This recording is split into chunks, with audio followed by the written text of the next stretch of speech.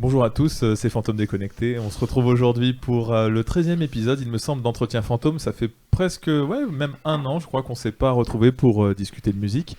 Et aujourd'hui, je suis content d'accueillir Momo, un ami de longue date. Ça va, Momo? Ouais, salut. Ça te fait plaisir de découvrir un peu l'antre du personnage? Oui, va pas trop profond non plus, mais oui, merci de m'accueillir déjà, c'est cool. Chez Euh, toi, en c'est plus, c'est super. c'est normal. On est en famille, au studio. Et comme d'habitude, on vient parler de musique. Alors, je sais que tu as une culture générale assez développée, tu sais bien la présenter et tu as une très bonne mémoire. Donc ça tombe bien, d'autant plus que cette émission essaye de faire appel aux souvenirs des gens qui y participent. Et donc allons-y de but en blanc. Quel a été pour toi, Momo, le plus vieux souvenir musical dont tu te rappelles? Alice Cooper, avec mon père, je dois avoir 4 ans. Une nuit blanche de fête où on a passé la nuit tous les deux à parler musique, à parler plein de trucs. 4 ans. Ouais. Un CD d'Alice Cooper qui tournait en boucle, avec mon père à fond la caisse, les parents faisaient la bringue, et voilà. Quel type d'album tu t'en Je souviens? sais plus, mais ça se trouve, je vais même peut-être me rater, mais j'hésite entre deux albums. J'ai pas les noms, j'ai les années, mais c'est l'album, je crois, où il y a Poison dessus. Comment s'appelle cette chanson? Excusez-moi l'anglais, c'est dur. Hell is living without you. Je crois que c'est cet album où les deux sont ensemble, ou à moins que je confonds. Mais c'est vraiment la bonne époque, pas les tout début, ni la fin, où il essayait de vendre encore masse. Hmm. Vraiment, c'était la bonne époque, je pense, du mec. Moi, Alice Cooper, je j'ai jamais véritablement écouté. Je connais l'imagerie du mec qui a des serpents dans les bras, du maquillage et compagnie. Les scènes de spectacle énormes. Donc t'avais des grandes crânes. Je veux dire, la scène, le décor sur scène était monstrueux. Surtout, Hmm. en plus à la fin, il avait des moyens, le mec. Oui. Et donc c'était l'univers du personnage, la musique du personnage, le fait de le partager avec ton père. Qu'est-ce Tout, qui... et puis même tout, le style du gars, les cheveux longs, le gars un peu glauque, des gros chapeaux, le maquillage, Hmm. genre un peu Joker, tu sais, comme des larmes noires, tu vois. Tu sais, les yeux noirs, vraiment les yeux noirs avec un trait en travers. Enfin, toi, je te le mime, tu captes, mais Oui, oui. vraiment ce maquillage un peu Joker à l'ancienne. Tout, puis tout, enfin, je veux dire, des crânes, enfin, métal, quoi. Le truc vraiment. Ouais. C'était quel genre Alice Cooper, metal ou glam rock? En fait, C'était... on peut appeler ça glam rock parce que le gars, il était. Enfin, moi, ce que j'en pense, c'est que le gars, il était vraiment dans. Pas dans. Enfin, moi, je dis métal, mais c'est vraiment du hard rock. Du hard rock, genre Metallica, tu vois. Le truc sec, mais à la fois sensuel, sexy, tu vois. Parce que ces clips, il y a des gonzesses. Voilà, c'était la grande classe, les années 90. Les meufs avec les grands cheveux longs et bouclés, tu vois, compacts, tu vois. C'est Ouais, ouais, habillé ouais. en cuir rouge, enfin, des trucs. Sa grande période, lui, C'était glam, vraiment, Hmm. c'était glam et c'était chanté, quoi. C'était pas du. Sa décennie forte, c'était les années 80 ou les années Bah, je 90? pense que c'est ce qui devait se chevaucher. Parce que Hmm. pour moi, ce que j'englobe dans ce qui me plaît au niveau du. On va dire d'abord rock, puis hard rock, puis metal et death metal, voilà, dans ce qui était mon évolution. Je suis passé par toutes ces phases, je suis pas passé par le death metal avant de retourner au rock. J'ai Hmm. vraiment connu un peu les trucs, les petites étapes. Enfin, c'est mes parents, c'est générationnel, ils m'ont D'accord. éduqué un peu comme ça. Et donc, Et je pense que toute cette période, pardon, j'ai un peu trop extrapolé, mais en mhm, fait, la période que tu me demandais, je pense que ça englobalise un peu tout, en mhm. fait. C'était résiduel des 80, mais fait pour le 90. C'était la C'est- transition. Hein. Ouais, carrément. Hmm. Et donc là, on était à tes 4 ans, Alice Cooper. Oh. Euh, donc pour parler de transition, on passe d'Alice Cooper à quelque chose d'autre, ou on reste dans le Alice Cooper, ça se développe, ou le genre, c'est le genre métal. Ouais, ce genre de hard rock, Ouais. en fait, tout, Aerosmith, putain, Mhm. les Guns, ma mère fan des Guns, bah Pink Floyd, mais c'était un peu, c'est moi hard rock, tu vois. On reste vraiment, la basse, c'est le rock, mais qui tend vers le hard rock, vraiment qui veut essayer Mhm. d'être un peu plus speed, un peu plus énergique, quoi, tu vois. Et donc c'était la musique en famille, parce que là tu as Mm. parlé de ton père, Ouais, ta ouais. mère, et ça s'écoutait en voiture, ça s'écoutait à la maison. En voiture, beaucoup en Ok. voiture. Ma mère avait des cassettes, enfin des cassettes, une cinquantaine de cassettes dans la bagnole, ma mère. Ça tournait. Ah ouais, et ça allait de tout. Les Clash, ça pouvait aller des Clash, Scorpion, ça pouvait. Elle écoutait même de la variette à la con de son époque, genre rythmique, des trucs bien sympas, un Mhm. peu disco, électro, tu vois. Mhm. Ma mère, bah, mes parents sont nés dans les années 60, début des années 60 aussi. Donc je pense que ça. Voilà, générationnel. Très bien. Et alors, tu m'as cité un paquet de cassettes. Et finalement, pourquoi Alice Cooper l'emporte? C'est vraiment Le style souvenir. du mec, Ouais. le style du mec. C'est tout, le crâne, les zik, enfin les musiques me parlent vraiment, me font vibrer vraiment. Plus D'accord. que, peut-être je vais pas dire plus que du Scorpion et tout pour ces époques-là, mais il chantait quoi, c'était du bon chanté. D'accord. C'est ce qui me plaisait, voilà, c'était Ouais. pas... Et toi, j'ai remarqué que ça englobe vraiment un ensemble. C'est un style, c'est la musique, l'univers, les fringues, le clip. Donc, toi, comment dire, c'est un spectacle complet Ouais. pour toi. Voilà. Ouais, en fait le truc c'est que, comme on avait beaucoup de cassettes de concert aussi à la maison, ma mère avait des VHS de concert. Mhm. J'ai compris que Nightwish existait, le lendemain j'en parle à ma mère avait déjà une cassette de concert. Voilà, Ah, ouais. c'est tu vois le truc. Alors que ma mère était pas à prospecter les nouveaux trucs, ma mère elle se laissait un peu guider, tu vois. Mhm. Elle a jamais été à trop chercher, trop en chercher dans de la musique. Mais tu vois, j'ai toujours vu le côté scène du truc qui allait avec la musique. Mhm. Retranscrire ce que, bah voilà, et acheter un CD, découvrir le mec, le groupe. Mais en fait, les mecs sont capables de le refaire, mais même en mieux, parce que t'as le visuel après dans un concert. Et c'est ce côté-là qui m'a plu déjà dans ce genre de musique, quoi. Rock, hard rock, plus que l'électro, en fait, déjà petit. Et donc, en grandissant un petit peu, on passe les 4 ans, 5, 6, 7. Est-ce que d'autres choses. Alors, entre-temps, il y a eu les génériques, genre Nicky Larson, les Chevaliers du Zodiac, donc Bernard Minet, Ariane, Club Dorothée, tous ces trucs-là. Parce que, les dessins animés sont passés par là. voilà, exactement. Parce que je trouvais. Il y avait une émotion. Ariane, le générique de Dragon Ball, c'est marrant. Tu la voyais en plus sur un vieux fond vert à la con, tu vois. Quand Son Gohan il marche sur une barrière, il va pour tomber. Ariane, elle jouait le truc à fond. Et moi, petit, vu que la télé, ça m'intéressait pas grand chose, à part ce genre de dessin animé. Et en fait, les génériques d'animé m'ont tout de suite aussi pris, tu vois. Donc, des petites chansons à la con, t'es enfant, en fait. Oui. Tu découvres des chansons, Candy, machin. Mais bon, les Chevaliers du Zodiac, complètement épiques, Nicky Larson, viril, voilà, tout ça en fait. Donc ça, c'était aussi mes premières bases de musique, c'est des génériques, quoi, tu vois. Donc on est toujours dans cette conception globale du visuel avec le sonore. Ouais, carrément. Donc t'as vraiment cet état d'esprit de la musique, elle s'incarne par tes oreilles, par ta vision, c'est un ensemble, quoi. Ouais, Il y a vraiment... Même maintenant encore, quand je me mate de la zik sur YouTube, je préfère mettre le clip que de balancer l'album. Voir quitte à me créer une playlist de l'album juste avec les clips. Choper sur les labels de métal qui lâchent directement les clips de leur poulain sur leur chaîne, quoi, tu vois. Est-ce que tes parents avaient des vinyles? Parce que ça, sur le plan visuel, ça impacte. Mes parents avaient des vinyles, ils avaient même des vinyles où on avait des films dessus. Là, je connaissais même pas le concept. C'est pas le principe du 33 tours à double face. Mon père, il piratait les... Attends, c'est aussi gros débat. Mais mon père, on les louait. On louait les films.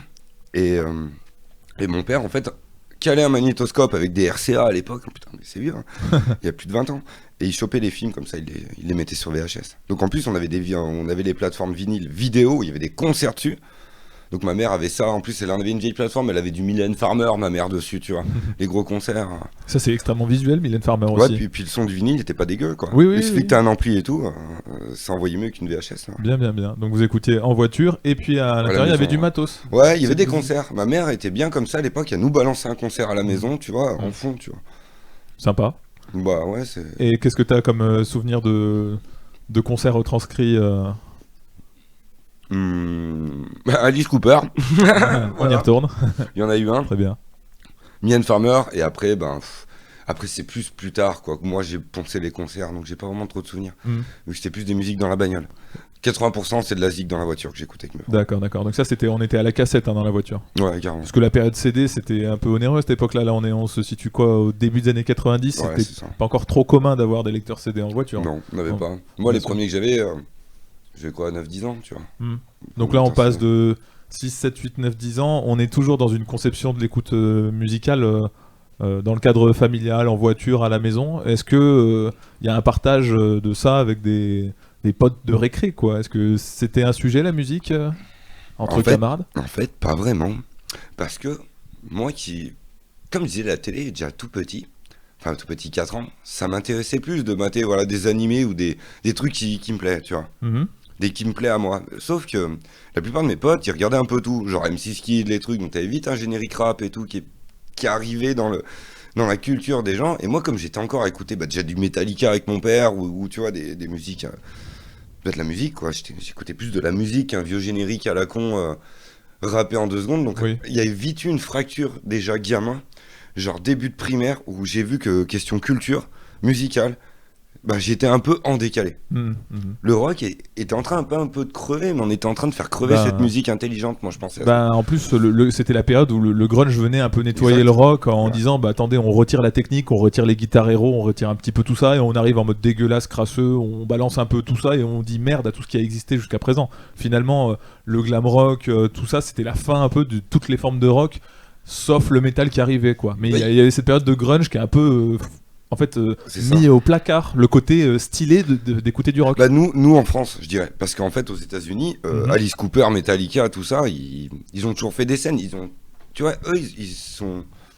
Je pense qu'ils ont jamais arrêté cette mentalité-là. Ouais. Comme on en parlait avec Maestro, là, qui est déjà Mhm. passé dans cette émission. C'est vrai qu'au début, les premiers groupes vraiment de métal hardcore, les seuls qui ont voulu les financer, c'était les labels de rap, enfin de hip-hop. Mhm. Mais quand je dis hip-hop, c'est hip-hop.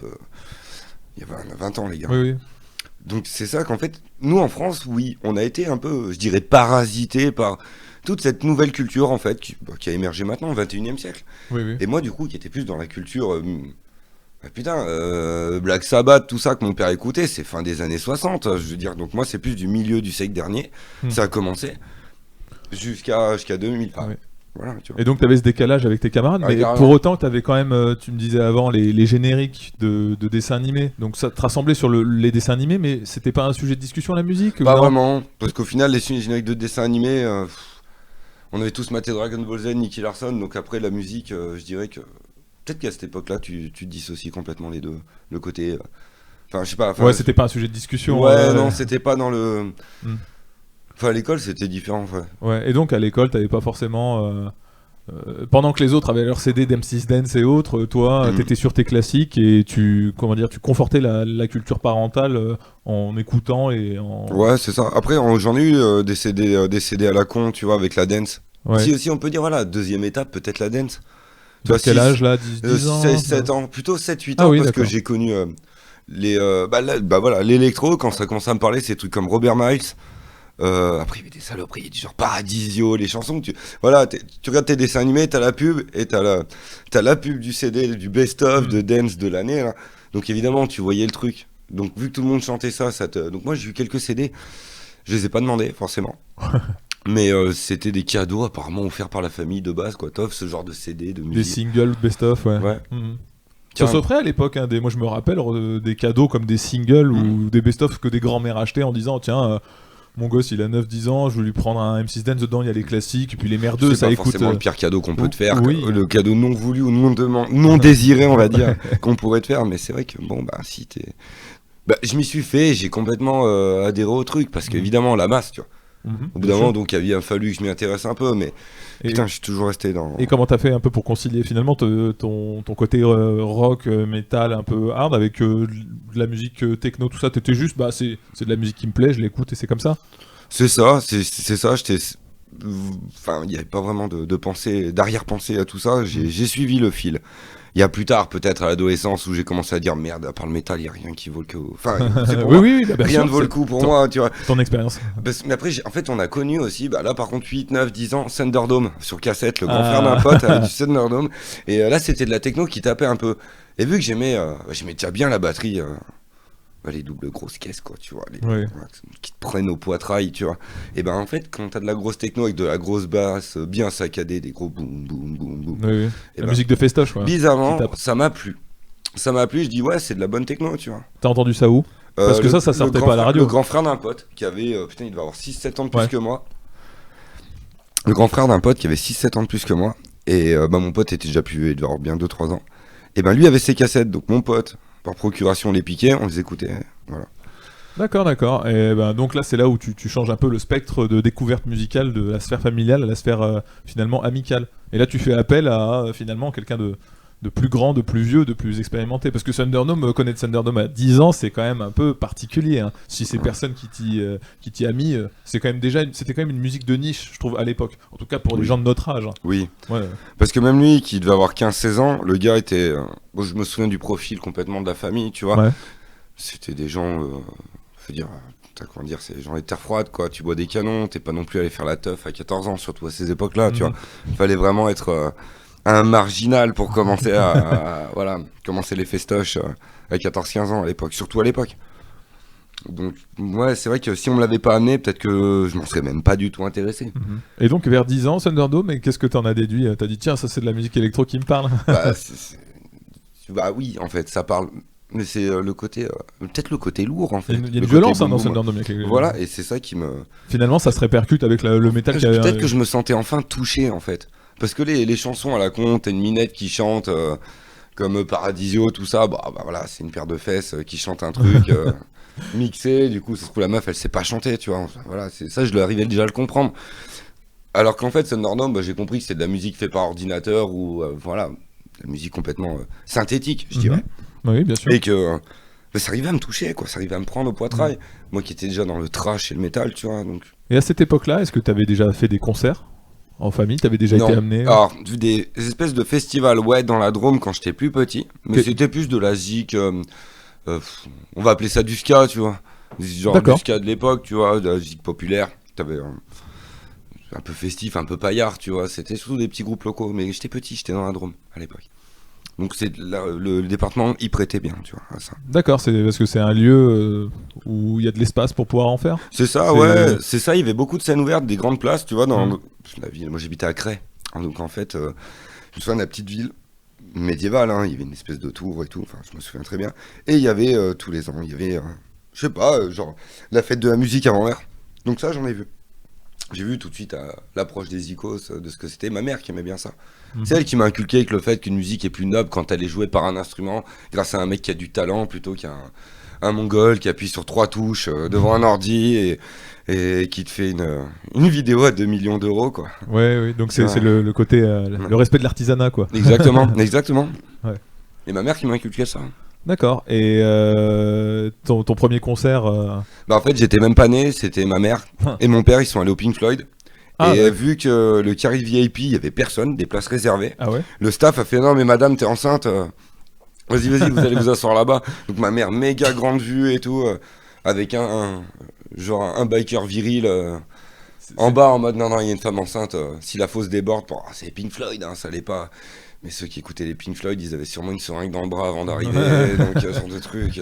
Et c'est précieux d'être allé à un concert des Pink Floyd. Alors toi, tu t'es comme les Chinois, tu considères que dans le ventre, t'étais déjà de la patrie? Non, mais ma mère m'a toujours expliqué pourquoi est-ce que j'aime ça, la scène. Je suis pris au poitrail de cette manière-là, quand il y a de la basse, quand il y a...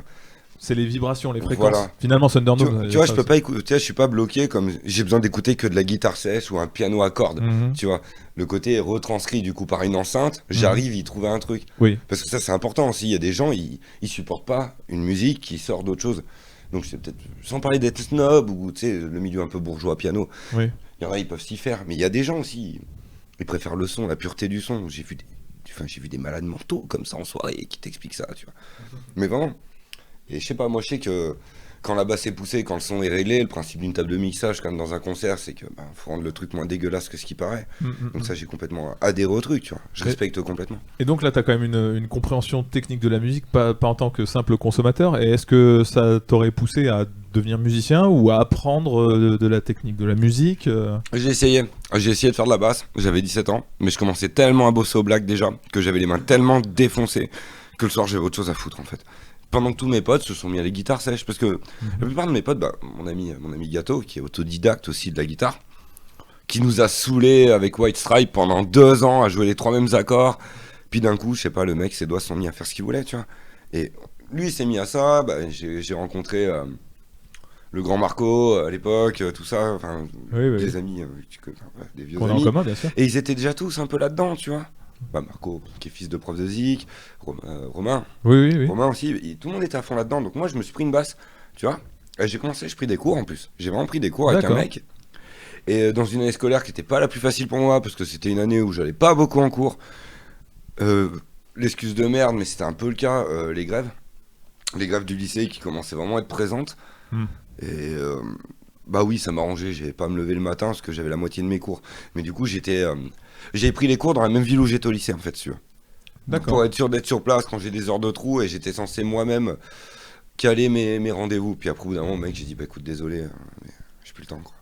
Donc ça a dû sur une année, j'ai essayé, mais c'était pas que c'était pas mon truc, c'est que j'avais pas le temps d'essayer de poncer la question. Et...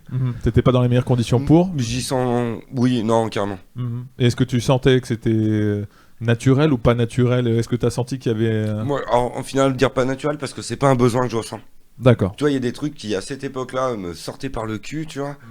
Et ben maintenant, en tant qu'adulte, à la trentaine, et ben, j'envisage de m'adapter. Alors que la musique, c'est une passion, mais je pense que c'est pas celle dans laquelle j'ai envie de mettre autant d'énergie, comme toi tu l'as fait quand tu t'es débrouillé tout seul avec un piano, des trucs comme ça, tu vois. Ouais, d'accord. Et donc là, c'est quand tu as essayé de te mettre à la pratique musicale. On va revenir à l'époque où encore tu découvrais cette musique électronique par le biais du grand frère d'un pote. Entre 10 et 17 ans, il y a eu du changement. Tu as eu une orientation potentiellement. Qu'est-ce qui s'est passé les années qui ont suivi? Qu'est-ce que tu t'es mis à écouter? Est-ce que tu as tranché la question? Qu'est-ce qui s'est passé en tant que fin de petite enfance, début d'adolescence? Là, c'est la grande question. Disons après le passage au collège, enfin le début au collège, je vais essayer de faire vite parce que c'est pas... T'es pas obligé de faire vite, on est là pour toi. En fait, le collège, c'est là où tu veux les premières gonzesses, les premiers trucs, et disons que je me suis fait un cercle en dehors de mon cercle. Comment dire? J'avais mon cercle était quoi? Qu'est-ce que c'était mon cercle? J'habitais dans une petite ville, le collège était à côté de chez moi, et j'étais pote avec mes potes de collège habitaient autour de chez moi. Et au bout d'un moment, je me suis fait un pote, une autre vie, et j'ai rencontré des gens qui étaient un peu toughers à la base. Et, comment dire, mais c'est des gens, ils étaient un peu plus vieux aussi. Moi, je me suis fait une copine à l'époque, donc et on écoutait. Moi, j'écoutais du Thunderdome en cassette, puis on avait déjà les CD là qui arrivaient. Donc moi, j'ai des potes qui commençaient déjà à ripper des cassettes, tu vois. À les graver. Ouais. Et ouais, voilà, ils gravaient les trucs, ils essayaient de retranscrire sur CD en fait ce qu'on avait sur cassette pour que ce soit plus facile à écouter. Même si le son du coup était pourri, hein, la cassette était morte, le son que t'avais sur ton CD était mort. Et du coup, je suis resté dans l'électro, mais vu que j'aimais le rock et le hard rock, et que à la fois ma nana, le gars que j'ai connu, qui était son cousin en fait, ils étaient tous dans du hard rock. Enfin, je veux dire, ils ont tous grandi avec du hard rock, c'était la même génération que mes parents. Donc, je suis resté un peu à transiter, j'ai rien découvert de nouveau en fait. Toute la période, on va dire, collège, ça n'a pas vraiment changé. Il y a juste eu, le new metal qui est arrivé quand j'étais en 4ème, 3ème. Les premiers groupes, fort, hein. Alors qu'on avait Offspring qui était avant, mais pour moi Offspring c'était avant le new metal, et c'était déjà du new metal avant Blink, avant Sum 41. C'était les dinosaures du punk, d'une sorte de nouveau punk américain, super speed. C'est ça. Ouais. Mais tu regardes les mecs, ils avaient, comment dire, moi j'avais 15 ans, on va dire new metal 15 ans. Tu regardes les mecs genre Green Day, ils avaient déjà 35, 40 ans les types. Enfin, je veux dire, c'était je vais pas dire des papis, mais ça aurait pu être mes parents les mecs, tu vois. Et ils ont galéré à peut-être percer à l'étranger parce qu'il y a eu sûrement il y a eu un boom, il y a eu un baby boom du metal et du new metal en fait aux États-Unis, et tout le monde a voulu en faire. Et seuls les vrais ont réussi à s'exporter à l'étranger parce que... Regarde, t'as un nouveau style qui arrive, même si t'as des groupes moyens ou même pourris, et ben on va les produire, on va essayer de les vendre parce que dans ce style il plaît, mais on n'a pas encore l'offre, même s'il y a de la demande.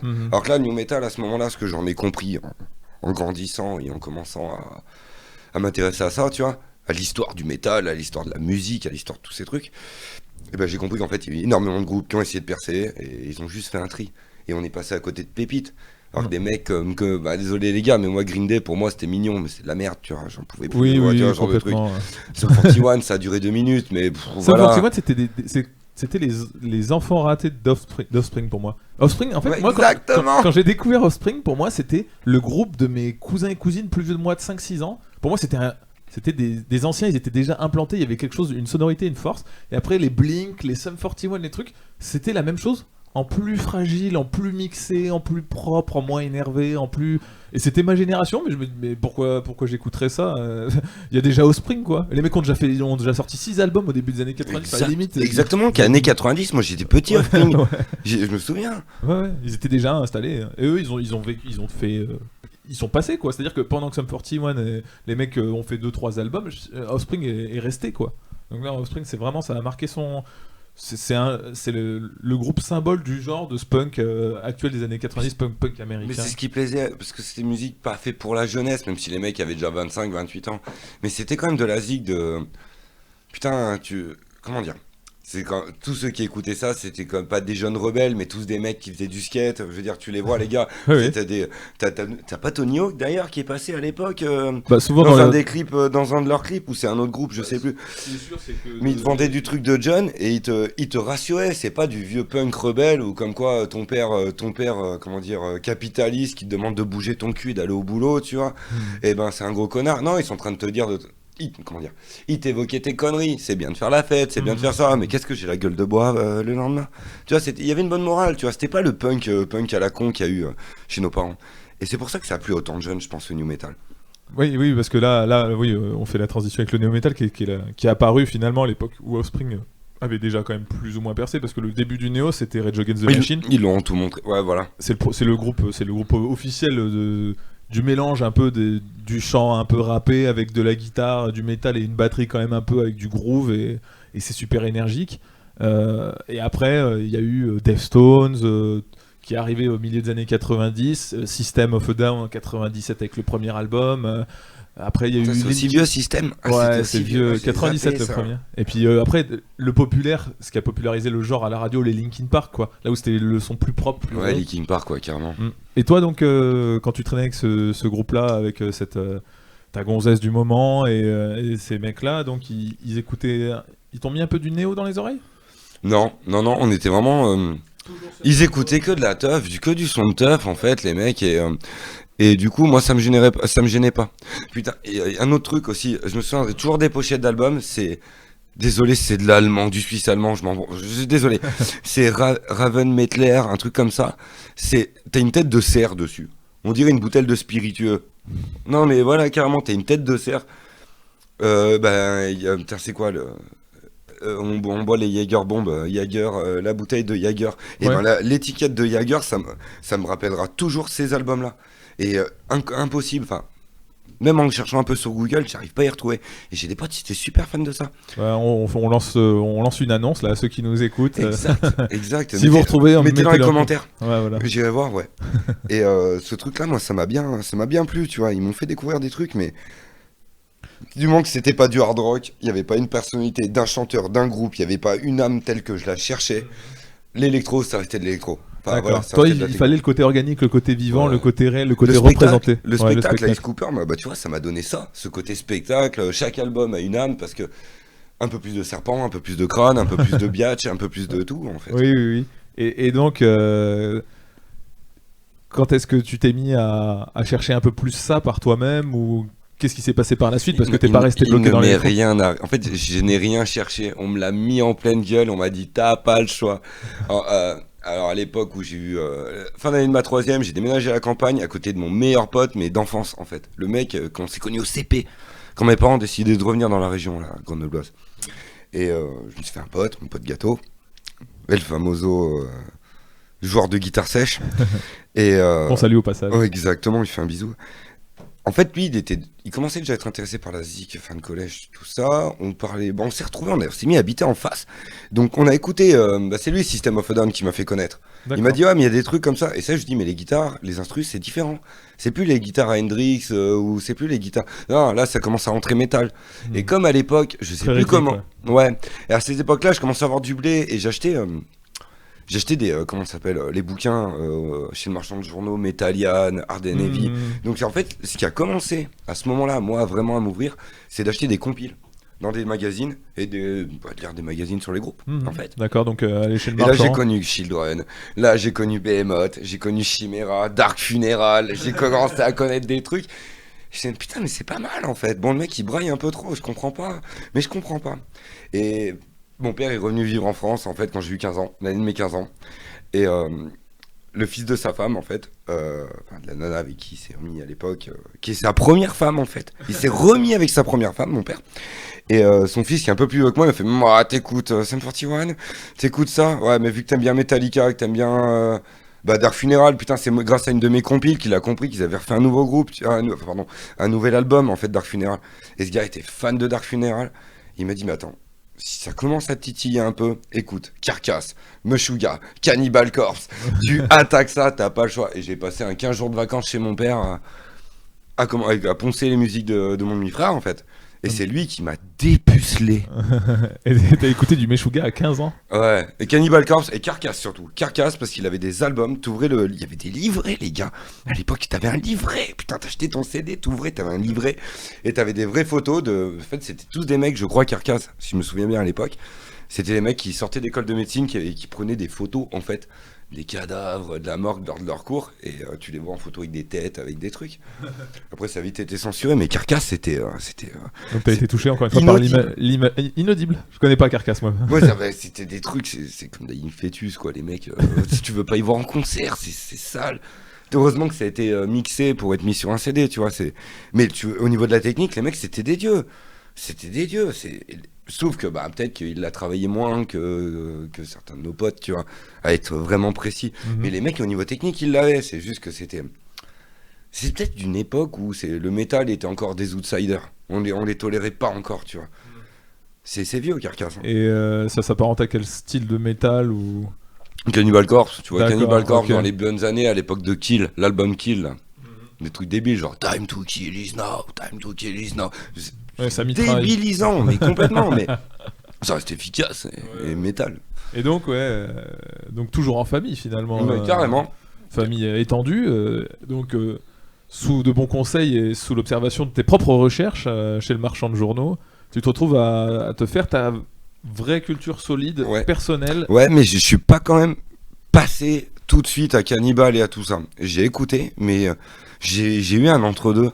Tu vois, c'est normal. J'ai eu un entre-deux, tu vois, la transition a mis quand même quelques années, genre 2-3 ans. Et à écouter ça comme des objets un peu non identifiés, mais qui te rendent curieux jusqu'au point où tu arrives à comprendre le message. Mais il faut cette transition-là. Moi, c'est Meshuggah, ça m'a pris du temps. Hein. Au début, j'écoutais Meshuggah pour rire. C'est l'album Catch, je l'ai écouté. J'étais là, je croyais que c'était. J'écoutais ça avec moi, le batteur de mon premier groupe. C'est lui qui l'avait acheté. Et Mathieu, et on l'avait écouté ensemble le jour où il l'avait acheté, parce que pareil, il l'avait acheté d'après le conseil il me semble, hein, d'un journal spécialisé.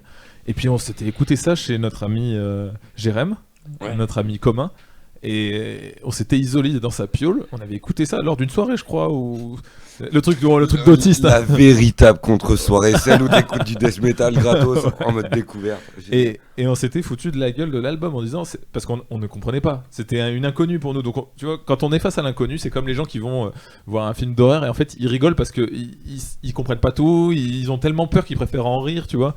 Et donc nous on rigolait de Meshuggah et finalement ça m'avait quand même suffisamment rendu curieux, mais force est de constater qu'il m'avait fallu bien 6 mois, 1 an pour y retourner et dire ok, j'ai compris, il y avait quelque chose derrière. Et c'est vrai que des fois le métal te met face à un mur, surtout quand il fait appel à une violence que t'as jamais l'habitude de te prendre en pleine gueule, hein. Il y a toujours une phase, je trouve, d'acceptation, de questionnement, de remise en cause de soi-même et de se dire est-ce que c'est totalement con, fou, violent, gratuit, ou est-ce qu'il y a quelque chose? Et le métal est exigeant sur l'aspect réflexion, remise en question, je trouve, hein, contrairement à d'autres musiques qui s'ingèrent, se chient aussi vite, quoi. Mais en plus c'est clair, mais je pense que la personne y joue aussi, parce que moi il m'en faut toujours plus, ou tu vois, voilà, je suis toujours prêt à franchir une ligne. Et par contre, voilà, je vais comparer à mon pote Gâteau, si tu veux. Et ben lui, il aime bien, putain, il aime bien quand c'est trash, il aime bien quand c'est. Mais il y a un cap qu'il n'arrive pas à passer. Il comprend.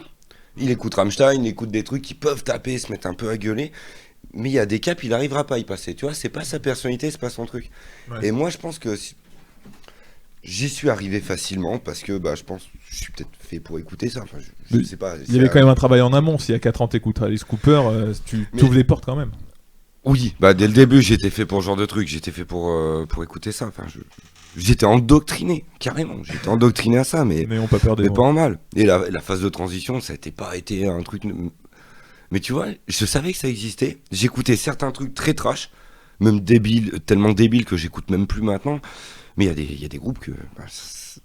Toi, on m'a dit, fais gaffe, ça, une fois que tu vas t'y mettre à aimer, tu pourras plus t'en passer. Et en fait, maintenant, à part ces trucs-là, genre Cannibal Corpse, Meshuggah, surtout ces deux groupes, et ces deux groupes, je les mets au sommet pour moi. Même si c'est pas les meilleurs, il y a des plus jeunes, voilà. Mais pour moi, je les mets au sommet. Et j'ai du mal à apprécier, même maintenant, même le métal, parce que je me compare à certains albums qui sont vraiment monstrueux, tu vois. Et on pourra plus jamais me faire vibrer autant Peut-être parce que je suis un vieux con à 30 ans, tu vois. Mais Cannibal et Meshuggah sont quand même reconnus comme étant des pionniers de leur genre, des avant-gardistes, des techniciens, des mecs qui sur scène sont incroyables, autant que sur CD, qui ont un mixage parfait. C'est que là, on est quand même... Sur scène, je pense pas que le mixage soit trop violent, il en faut. Mais c'est pas si violent parce que j'ai fait un concert, surtout avec Cannibal, quand t'es devant et que tu les vois jouer, que t'es vraiment là. Je suis pas un musicien, je donnerai pas un cours de musique ce soir. Mais quand je vois les mecs jouer, être propres, ils peuvent m'envoyer n'importe quoi. Ils sont dessus. Alors que t'as des groupes de jeunes, les mecs, ils sont encore en train de se travailler. Et quand tu vois des mecs de 45 ans qui sont à fond la caisse comme ça, encore maintenant, quand t'as 20 ans de métal derrière toi et que t'es encore en forme, bah c'est que... Ouais. Ah, ils sont incroyables, solide, c'est Jens Kidman, le chanteur de Meshuggah, alors que le mec ne fait que brailler depuis 30 ans maintenant. Je pense alors que qu'il ressemblait à un punk à chien, le mec. Hein. On dirait un punk à chien, le type, au début, hein, quand il avait les cheveux à moitié. En plus, il se dégarnit. Pardon. Le mec fait des dégarni, donc tu vois, il est comme moi, mais avec des cheveux longs. Tu vois, le mec, il a un moment, il y a une période, il a des sales gueules dans ses clips. Et là, maintenant, il a le crâne rasé et tout ça, mais le gars, il ressemblait à rien. Mais la puissance vocale, puis même Zico, enfin tout le groupe, ils sont monstrueux. Ouais, ils ont très bien vieilli. Hein. Et puis, tout en étant dans le headbanging, la mise en scène carrée, propre. Enfin, les mecs sont dans l'effort physique. Voilà. Pour en revenir à l'imagerie et le côté visuel. D'ailleurs, je crois que moi, c'est ce qui m'a le plus impressionné, c'est de découvrir que quand on va à un concert de métal ou un concert de musique en général, le jeu de lumière est géré par des mécaniques, par de l'électronique, c'est programmé généralement.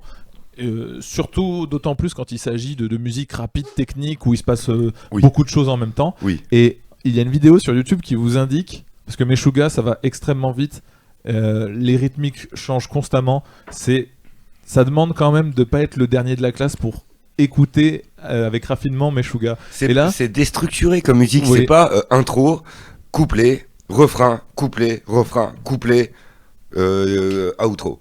C'est pas ce genre de truc. C'est pas structuré, il n'y a aucune structure. C'est unique en son genre et ça a même créé un genre qui s'appelle le gent. Et en fait, le gent est un genre de métal qui est dérivé directement du groupe. Mais sur scène, donc, je disais, les jeux de lumière sont faits en fait par un musicien supplémentaire qui est tout simplement le mec qui fait les lumières à la main. Il y a une vidéo YouTube, si vous tapez musique visuel ingénieur ou quelque chose comme ça sur YouTube, vous allez voir ingénieur lumière, voilà, vous essayez de chercher de l'ingé lumière de Meshuggah. Le gars, c'est un pianiste, mais avec des boutons sur une table de mixage. Ouais. Le gars, il est à fond avec eux en fait. C'est le musicien caché. Même le staff technique, en fait, même les intermittents de mèche, ce sont des monstres. Et quand vous voyez ça, vous vous dites putain, je croyais que c'était un robot. Ça pouvait être qu'un robot qui faisait ça, quoi. Donc c'est vrai que c'est incroyable. Et donc tes références, que ce soit Meshuggah ou Cannibal, c'est quand même du solide. Et on peut comprendre qu'après ça, moi par exemple, en termes de violence, de rapidité, de technicité, et parce que c'est mental, hein. Meshuggah c'est mental, c'est du cérébral. Bon, j'ai pas trouvé autre, j'ai pas trouvé plus. En plus, tu écoutes les paroles parce que en plus c'est bien le métal pour nous des Français. On écoute du métal, on trouve ça chanté, enfin le chanter te plaît, le truc te plaît. Mais après, des fois t'écoutes les paroles et ça aussi dans le métal. Pour moi, c'est un plan cul des fois parce que tu dis trop bien ce groupe, puis tu commences à écouter ce qu'ils veulent te dire sans qu'ils aient une quelconque forme d'engagement. Mais voilà, Cannibal Corpse a compris que maintenant, il faut te faire vomir après une chanson si t'as compris les paroles. C'est pas on te vend du rêve parce qu'il faut tuer tes parents et tout ça. Non, eux, ils ont compris au bout d'un moment qu'il fallait arrêter les chansons comme nécropédophile, comme ce genre de trucs. Et ils ont commencé à te poser des vrais trucs intérieurs, quoi. C'est des vraies réflexions sur toi-même. La maturité. Alors que t'as des groupes, quand même, ils en décrochent pas. Donc tu vois, l'évolution des mecs, Meshuggah, tout ça, ils ont commencé à rentrer dans des trucs... putain, ils deviennent sérieux. Oui. C'est de l'ordre de psychologie profonde. Moi, sinon, j'en peux plus. Une sacrée thématique. Puis les clips de Meshuggah aussi, assez incroyables. On a l'impression d'être sous LSD certaines fois. C'est exactement ça, le mec a 3 bras, Bleed. Le clip de Bleed. Moi, quand je veux choquer un néophyte du métal, en disant, tiens, regarde ta merde, mes gars dans le camion, la faux, putain, ils écoutent leur rap de merde. Enfin, pardon pour les rappeurs. Hein. Gros respect à vous. Vous avez un talent que je n'ai pas, je vous respecte. Et bien sûr. Mais je respecte pas ce truc-là non plus à côté. Et quand j'ai mes gars, ils mettent du rap et je leur dis, je peux en mettre une. Donne ton YouTube sur son portable. Je leur mets le clip de Bleed, les mecs ils se prennent une claque. Non, mais c'est un film d'horreur ton truc. Je fais, mais ta gueule, j'écoute. Voilà, c'est un folklore. Voilà. Voilà. C'est pas pour tout le monde. Et j'ai appris, c'est ce qui m'a aidé dans mon évolution personnelle, carrément, à me savoir que ce que j'écoute, eh ben, c'est pas pour tout le monde. Je suis un extraterrestre dans ce truc. Mais t'as utilisé un mot qui, je pense, définit vraiment le centre de la cible que tu empruntes à chaque fois que tu consommes quelque chose ou que tu observes quelque chose ou que tu te positionnes, c'est le terme folklore. Et donc c'est ce folklore musical du métal, le champ lexical du métal que tu as embrassé complètement. Oui, carrément. En tant que représentation de ta propre personne, ta façon d'aborder les choses, de te saper, d'avoir des anneaux, des trucs, des tatouages, voilà. Et ça, cette transition de chrysalide à papillon, donc on était vers tes 16-17 ans, néo-métal, métal, cannibal, Meshuggah. Et qu'est-ce qui s'est passé sur cette période? C'est à cette période. Le concert de Cannibal, quand j'ai vu Cannibal en concert, parce que j'en avais vu des groupes. Tu vas dans des concerts, tu vas voir un truc sympa que t'aimes bien, tu vois. Et il y a toujours... quand t'as de la chance, parce que c'est... En France, on te regroupe les groupes. Enfin, les groupes, ils sont regroupés. T'as une grande scène, je parle de Lyon, on est à Lyon. Moi, j'allais souvent en transborder faire la scène. Donc, pour ceux qui connaissent, tu rentres. T'as une fosse en contrebas. En fait, la première scène est en sous-sol. Et après, t'as une autre grande scène où tu peux caler 1000 personnes. Et moi, en fait, la fois, on était allé avec Romain, Marco, toute l'équipe. James, Vicky, Marco, James Irvine, enfin tous les grands musicaux. Enfin, ce mec Irvine, je l'ai connu au collège, c'est un batteur de génie. Enfin, vous êtes pas prêts. On le salue d'ailleurs et Ouais, on s'envoie des messages via Instagram. Très bon batteur. J'ai plus de nouvelles, ça fait plus. Je crois que la dernière fois que je l'ai vu sur le concert de Cannibal, mon fils avait quoi, 1 an, un truc comme ça. Il y a plus de 10 ans maintenant. Mais le truc, c'est que quand tu te retrouves face à ça, parce qu'à l'époque j'étais encore. En fait, non. Mon véritable dépuçage, on va dire, 21 ans alors, dans ces cas-là.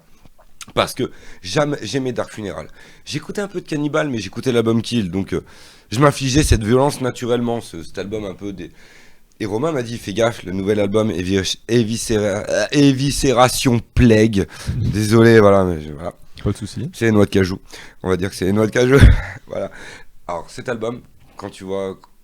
En fait, là, ils ont commencé par cette chanson-là. Celle qui intitule l'album. C'est pas la première de l'album. La première, c'est Priest of Sodom. Mais c'est pas la première. Et juste l'intro. Ça part. Putain, ils m'ont scotché. Moi, j'avais déjà bu quelques bières. J'étais torse-poil dans la fosse. Dans ton élément. Et d'un coup, je fais c'est bon, j'ai compris. C'est bon, j'ai compris.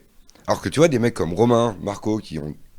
Et c'était déjà dedans. Oui. Moi, j'étais encore à tendancier vers...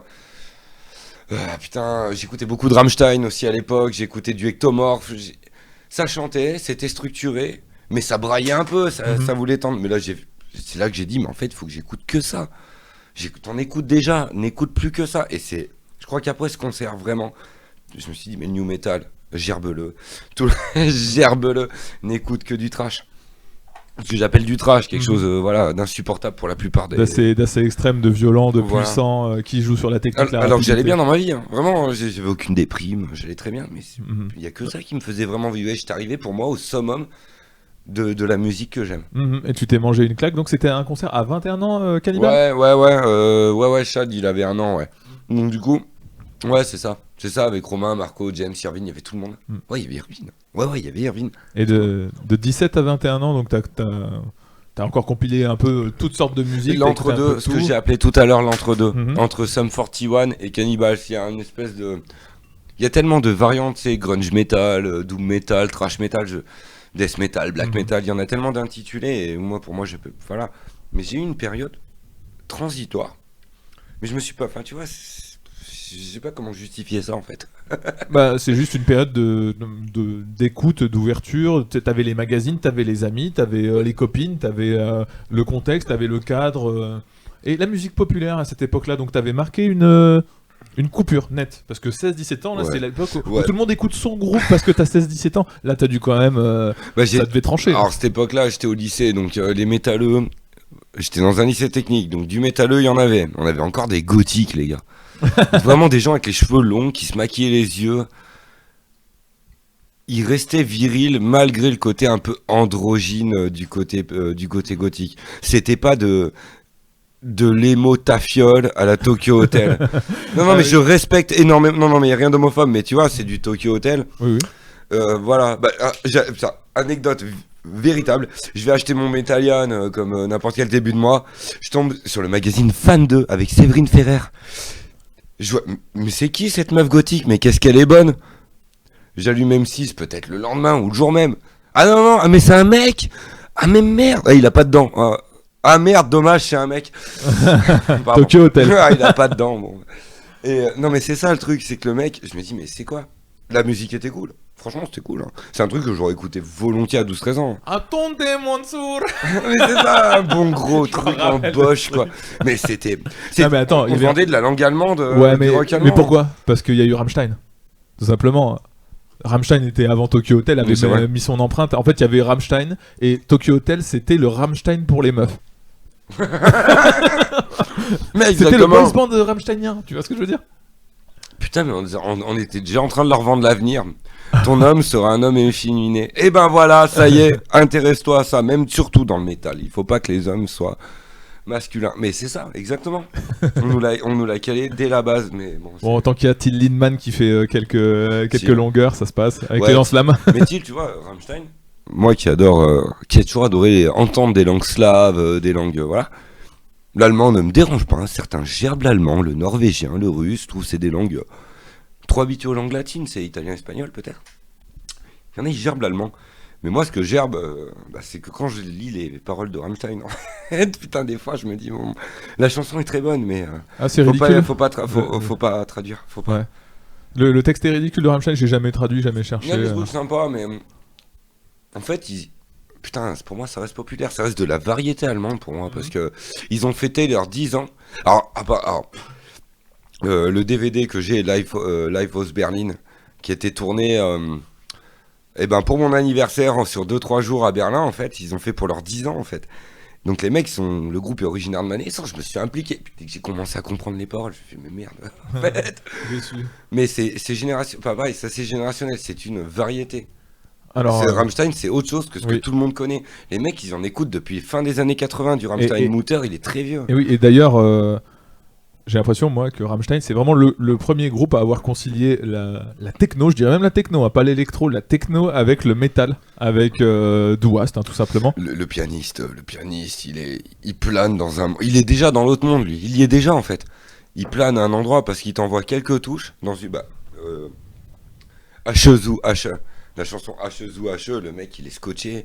Il y a 2-3 chansons comme ça, il est... Le gars, il t'envoie que quelques touches avec son piano. Et il crée une ambiance, alors que les mecs sont tous en train de se jeter, c'est des mecs de 90 kilos en train de se secouer la gueule, quoi. Tu vois. Oui. Mais c'est vrai que Rammstein, quand des gens sont des néophytes du métal, pour eux c'est du métal, mais en vérité toute la structure est pop. Toute la structure de Rammstein est pop, tout est conçu pour que ce soit chantant, dansant, que ce soit répété par un public. Ça pourrait même être un groupe qui aurait servi de modèle pour faire des chants dans des stades de foot, quoi. Tu vois, le côté vraiment répétitif, un peu pub chewing-gum, quoi. Tu remplacerais les guitares en disto par de la guitare sèche, ça pourrait faire un truc de variété, quasiment. Mais exactement, en fait, ce serait même de la musique, la bonne musique d'action du film. Regarde Triple X avec Vin Diesel. Dès le début, tu les as en concert. C'est la bonne musique de film d'action. Le seul truc qui rebute les gens, c'est l'allemand, c'est pas de l'anglais, c'est pas une langue. Le français, on fait bander le monde entier, j'ai jamais compris pourquoi. Mais notre français, tout le monde, les japonais, partout dans tous les continents, tout le monde aime la chanson française. Ok. Mais l'allemand, c'est pas de la musique que t'écoutes de partout. Et dans Triple X, ils ont réussi à te le vendre quand même. C'est très clivant l'intonation germanique en fait, c'est très cassant, donc c'est pas super fluide. Ils font de la super musique de film d'action pour moi, Rammstein. Oui, complètement. Et puis même les Allemands font de la bonne musique en général, surtout aussi dans le domaine électronique. Oui, ils adorent l'électro, bien sûr. Kraftwerk, ils étaient en avance. Mais moi, je me demande, tiens, pourquoi Rammstein n'a pas réussi à retenir ton attention, sachant que comme tu aimes vraiment le folklore, ce groupe-là avec des lance-flammes sur scène. En fait, c'est comme je l'ai dit, c'est d'avoir traduit les paroles. Mon évolution personnelle a fait que, c'est que si tu penses un peu trop comme ça, ok, mais tu te poses trop de questions, mec. Enfin voilà, moi c'est mon évolution personnelle, vous avez pas envie d'écouter tout ça, donc autant éviter ce genre de discussion. Enfin, je veux dire, ce serait vous raconter un peu trop ma vie, on n'est pas là pour ça. On est là pour parler de musique, mais tu vois, Rammstein, au bout d'un moment, j'ai dit, ouais, vous nous vendez du spectacle, ouais, vous nous vendez tout ça. mais chialer pour un truc, mais de manière virile. Pourtant, tu chiales de manière virile, mais non, bah non, tu chiales quand même. Et Il y avait quand même une notion d'idéologie dans le groupe de Rammstein qui, toi, t'as marqué déjà à cette époque-là. Mais pourtant, je les sens pas à s'engager. Ils sont pas en train d'essayer de me vendre leur merde. Tu vois, je me sens pas parasité par tout ça. Mais au bout d'un moment, quand j'ai fini par m'y intéresser à 100%, donc en fait, je te donne une réponse. Ce groupe, je l'adore. C'est juste que, bah merde, j'ai franchi la barrière de la langue, en fait. Et ça, c'est moi, mon côté personnel, qui fait que bah, j'ai fait le tri, en fait. Et donc, t'as quand même... t'es quand même quelqu'un qui va au bout des choses, parce que les gens qui ne sont pas musiciens, qui aiment juste la musique, qui l'écoutent, quand on arrive à l'étape de la traduction, c'est quand même, on est curieux, quoi. Donc carrément. t'es quand même curieux, quand t'es fan de quelque chose, quand t'es curieux de quelque chose, tu vas jusqu'au bout. Ouais, mais carrément, et surtout pour Rammstein. Moi, je trouve que Rammstein, ils ont aidé cette génération-là, tu sais, de métal, de new metal, death metal, enfin, je sais pas comment vous l'appelez. Il y a eu un cap, hein. Tout le monde est passé par Rammstein. Je crois que tout le monde a eu une période. Mutter, tout le monde a écouté Mutter au moins une fois. Hein. Oui. Je pense, enfin, dans tous les métalleux, ils l'ont au moins écouté. Ça leur plaît pas, mais. Je pense qu'il y a aucune personne de 30 ans qui sache pas ce que veut dire le nom Rammstein, hein, tout simplement. Hein. Même les gens qui n'écoutent pas de métal. Hein. Ça, de toute façon, ça a quand même traversé toutes les barrières. Hein. Bah, juste à Final Fantasy. Moi, je me souviens. Quand j'ai acheté un PlayStation Magazine, en même temps que mon Metallian, parce que je commençais déjà à 14-15 ans à acheter ce genre de bouquins, j'ai acheté mon PlayStation Magazine pour avoir mes démos de Play 2, pour voir quels allaient être les nouveaux jeux. Je tombe sur la démo d'FF10. Exact. Et début dans le stade de Zanarkand, boum, ça commence à partir. J'ai joui 2 fois. Voilà, ça a été ça, j'ai joui 2 fois. Je me suis dit, mais merde. Les Japonais leur ont pris une musique, et enfin, leur ont commandé une musique. Oui. Ça, c'est pas mal, hein. Tu me ramènes une anecdote tellement vieille, mais dont je me souviens aussi. Effectivement, c'est incroyable.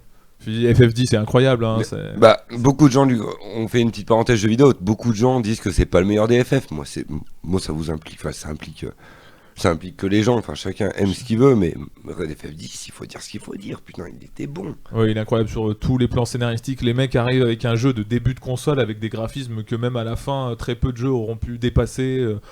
Le gameplay se renouvelle. En fait, la Play 2 était pas forcément en fin de vie, mais ils ont su lui faire cracher ce qu'elle avait dans le bide. Oui. Et c'est respectable. Enfin, voilà, Squaresoft, hein. Square Enix maintenant. Mais... Oui, Square Enix maintenant, ouais. Mais ouais, moi, Squaresoft. Non, Squaresoft. Les vrais.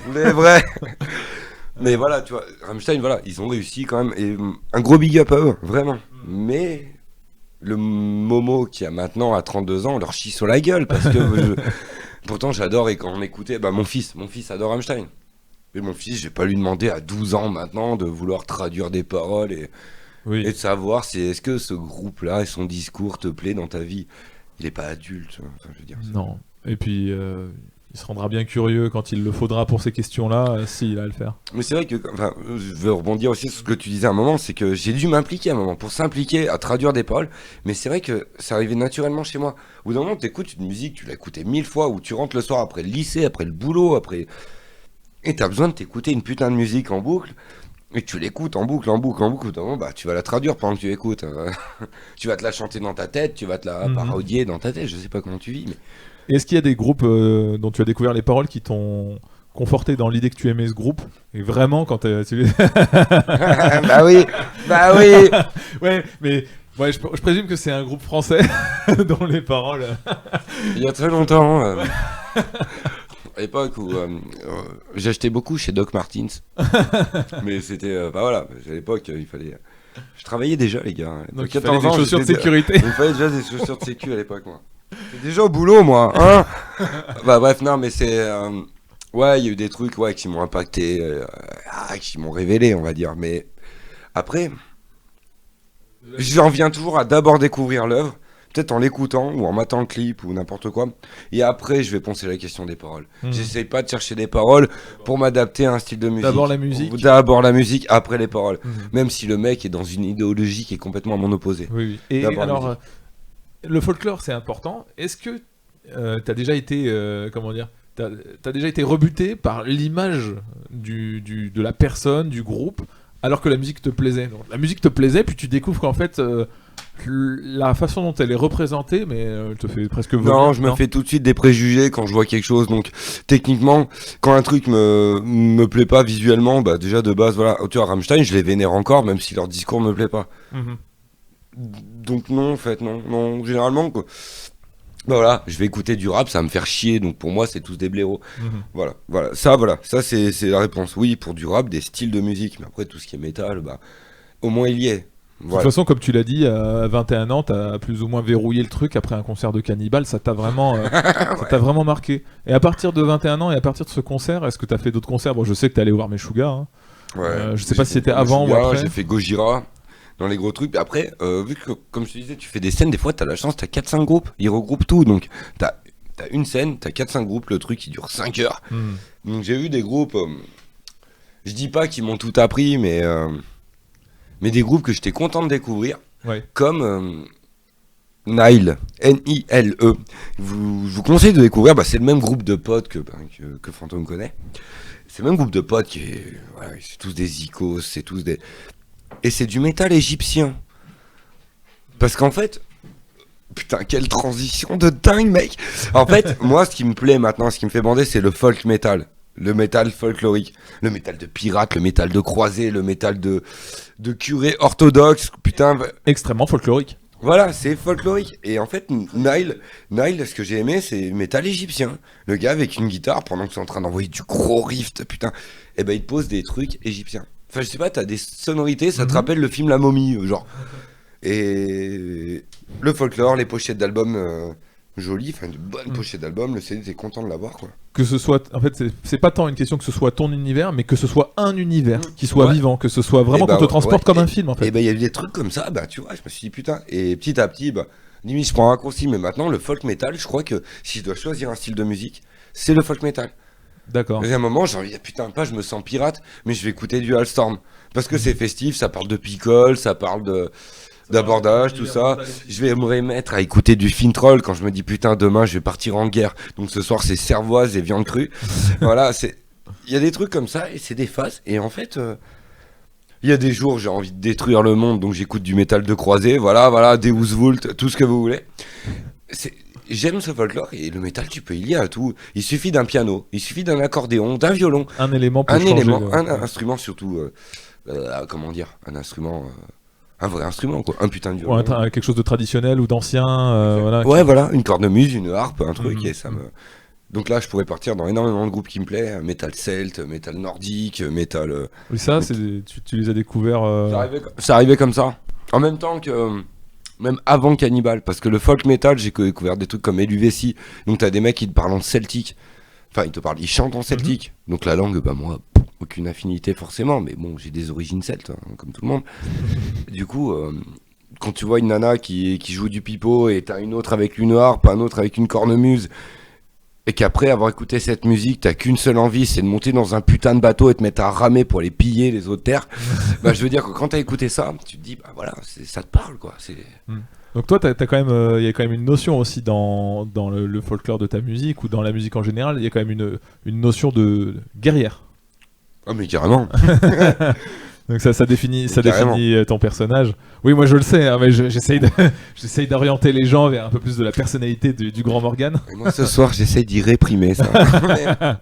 Pour ton bien, toi, de toute façon, pour éviter de suicider ta chaîne.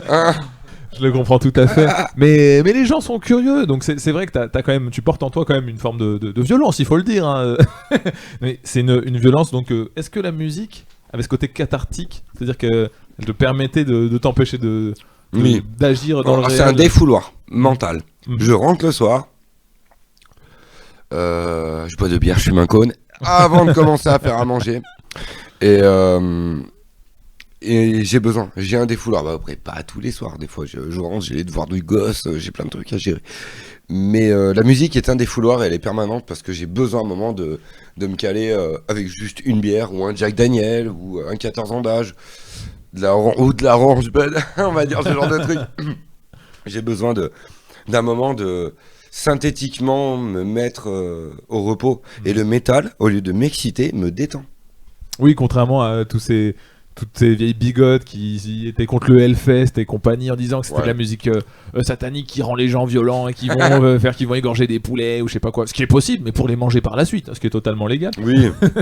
Ozzy, quand il a croqué une chauve-souris, bah, techniquement, la tête, il l'a pas recraché. Donc bon, bah, il l'a pas forcément gaspillé. Oui, l'un des plus grands carnivores métalleux de toute l'histoire. Alors que Ozzy, enfin, je suis pas fan. Black Sabbath, fin des années 60, il y a un, Paranoid, je sais pas comment on dit, c'est des C'est ça. anglophiles. C'est une très bonne chanson. Après, Black Sabbath, bizarrement, je suis pas fan. Ozzy, je suis pas fan. C'est un peu lent en fait, c'est les pionniers du métal. C'est les pionniers du métal, on les reconnaît pour ça. Death. J'en parlais avec Maestro, là-bas, le fameux week-end. Là. Oui, Les pionniers, c'est Death. Et bah, c'est la mère de mon demi-frère, la femme de mon père, qui m'a parlé de Death. En fait, c'est des mecs avec, ce que j'appellerais, désolé pour les musiciens, je suis pas, je connais pas la technique et tout ça. Mais ils avaient encore des guitares style Hendrix, Rolling Stone, tu vois, de la guitare électrique. Somme toute normale en fait. Mais le mec commençait déjà à brailler comme un démon, à te vendre pas du bordel guttural. satanique. Pas encore le guttural. Pas du guttural, mais tu sais, mais dans les aigus, le mec s'est tué la voix. Mais dans les années 60, il y a ce groupe Death. Et le mec a posé son truc un peu. C'est les Sex Pistols, mais avec des couilles. Pardon, hein, mais. c'est dur pour les amoureux du punk de la première heure. Ouais, le punk, en fin de soirée, on en parlera peut-être. Mais t'as parlé des Clash en début d'émission. Hein. Et les Clash, attention, les Clash c'était bon et. C'était presque plus du punk en fait. C'était de la musique, c'était autre chose. Les Clash. En fait, c'était des punks. Mais je sais pas, ils sont. L'héroïne leur a rien fait en fait. Tout simplement, l'héroïne leur a rien fait. Tout simplement, et ils peuvent continuer à en taper, ça leur fait pas de mal à la limite, tu vois. Mais à Sex Pistols, le mec est content de dire qu'il a les dents vertes parce qu'il a la bonne couleur. Enfin, c'est de la bonne couleur. C'est ta santé, mon gars. Ouais. Hein. Voilà. Mais pour en revenir à tout Death, ça, ouais. Death, voilà, Oui. Death. Les mecs, pour moi, c'est eux les vrais pionniers. De ce que j'en ai compris. C'est eux les vrais pionniers, ceux qui ont dit, mais attends, il y a un monde où tu peux brailler, tu peux commencer à gueuler. Ça a pas duré longtemps. Parce qu'évidemment, ils se sont pété la voix, ils n'avaient pas les tables de mixage de maintenant. Je sais pas ce que vous allez entendre, mais le métal, c'est pas du. C'est pas ça, c'est plutôt de. C'est un exercice de respiration. Les mecs ne se pètent pas la voix pendant 20 ans, c'est des conneries. Bon, Cannibal, le gars, il est bon. Mais tu voyais la taille de son cou, le cou est aussi large que la mâchoire du mec. Je rigole pas, j'ai une photo à l'appui. Tu peux la balance là. Monte-toi, putain, balance là. Vous allez voir ma sale gueule. J'étais sous adrénaline, j'en pouvais plus. J'étais en photo avec le chanteur. Et le mec, tu vois la taille de son cou. Mais tu fais merde. Bah t'as comment dire. T'as un adversaire potentiel par rapport à la largeur du cou dans la scène métal, c'est Corey Taylor, hein, Slipknot. Ouais, Corée. On l'appelle Neck hein, d'ailleurs. Bah aussi. voilà, putain, tu t'as essayé de poncer. J'avais pas de réponse quand tu me parlais de transition, mes débuts de lycée. Slipknot, ouais. Ah, Slipknot, ça fait partie. Ah, carrément. Ah ouais, mais carrément. Et ça, c'est un groupe de néo-metal, mais quand même qui Tu vois, tape. Hein. tu vois, j'ai cité Ectomorph, mais en fait, Slipknot, ouais, putain, Slipknot. Iowa, Ouais, putain. Comme Maestro alors, parce que c'était sa référence aussi dans l'émission. Il avait dit que c'était Iowa. le groupe de lycéens, quoi. C'était le truc que ça tapait. Les mecs, et d'ailleurs, le folklore. Spit It Out, Wait Ouais. and Bleed, mais bien sûr. Ouais. Ça c'est l'album le premier l'album éponyme dans Iowa. Ouais, c'est Iowa, ouais. Non, ça c'est Spit It Out Ah, et- putain, pardon. Et je sais plus comment ça s'appelle tu m'as cité quoi d'autre. Mais bon, ça c'est du premier album. My Spit It Out. Plague pour la. My Plague c'est My Iowa. Plague, ouais, My ouais, Plague c'est Iowa, on est d'accord. Qui a été utilisé dans Resident Evil 2. Resident Evil le film, le premier. Le premier, c'était Ouais. la. Ouais. Voilà. Parce qu'à l'époque où les ricains ils te faisaient des films d'horreur, comme Matrix, ils te faisaient alors, le CD des musiques du film. Puis t'avais le CD, des musiques qu'on sert à vendre pour les teasers et les bandes annonces. Donc en fait, ça envoyait plus du lourd dans ce genre d'album. Donc c'était ceux-là qu'il fallait acheter à l'époque. C'est ça. Et donc là, le folklore de Slipknot qui est total, masque, numéro, changement de masque à chaque album, les mecs ils montent pas leur visage. Enfin là tu devais être aux anges par rapport à l'identité de ce groupe, la musique et tout ça. Donc Slipknot, ça t'a marqué quand même. hein On en parlait avec Patrick. Après, disons, 3e année de lycée, alors qu'on s'était connus première année de lycée avec ce mec-là. Mais on en avait parlé. On est devenus potes quand on s'est retrouvés à la 3e année en fait. Mais la première année, on avait parlé parce qu'on l'écoutait tous les deux. Donc j'ai connu un de mes meilleurs potes en fait, sans savoir que c'était mon meilleur pote. On en avait parlé. Et il m'a dit, imagine Momo, il y a un musicien, son seul putain de rôle dans le groupe, c'est d'avoir une batte en alu et de taper sur un tonneau. Et il fait de la percu avec. J'ai dit, mais putain, c'est viril, c'est viril. Putain, c'est génial. Mais carrément. Clown. C'est Ouais, de clowns, c'est et de ça. tout ça, mais ils étaient monstrueux, les masques étaient beaux. Les mecs se masques. mettaient sur la gueule sur scène. Hein. Ouais. Ouais, ils se mettaient des patates, ils se cassaient des pieds en Comme des sautant. Ukrainiens sur un stade de foot, Ouais. putain, c'est la même chose. Voilà, effectivement. Et donc oui, pour un peu avancer dans les années, retourner à la période post 21 ans, donc le folk metal, tout ce qui était un peu... Ça a gardé une ouais, c'est encore maintenant, 10 ans plus tard, c'est pareil. Mhm. J'aime le folk. Et qu'est-ce que t'écoutes alors en ce moment, par exemple? Ah putain, c'est honteux. Ah putain, c'est honteux, je devrais pas le dire. Alors, à force de l'écouter dans cette radio de merde, parce qu'il faut savoir que le camion que j'ai au boulot n'a pas d'antenne, donc quand mon poste arrive enfin à choper une putain de radio, je suis content.